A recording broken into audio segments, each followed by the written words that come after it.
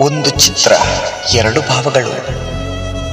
ನಾವು ಸಂತೋಷದ ಕ್ಷಣಗಳನ್ನು ನೆನಪಿಟ್ಟುಕೊಳ್ಳಲು ಫೋಟೋಗಳನ್ನು ತೆಗೆದುಕೊಳ್ಳುತ್ತೇವೆ, ಒಂದು ಸಂಭ್ರಮದ ನೆನಪಿಗಾಗಿ.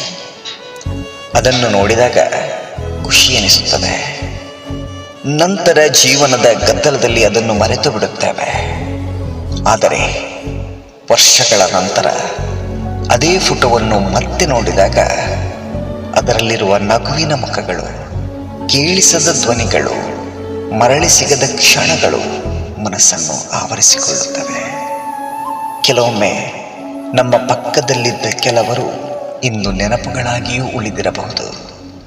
ವಿಚಿತ್ರವೆಂದರೆ, ಒಂದು ಕಾಲದಲ್ಲಿ ನಗುವನ್ನು ಉಣಬಡಿಸಿದ ಅದೇ ಫೋಟೋ ಮತ್ತೊಂದು ದಿನ ಕಣ್ಣೀರಿನ ಹನಿಯನ್ನು ತರಬಲ್ಲದು. ಏಕೆಂದರೆ ಫೋಟೋದಲ್ಲಿರುವ ದೃಶ್ಯ ಬದಲಾಗಿರುವುದಿಲ್ಲ, ಬದಲಾಗಿ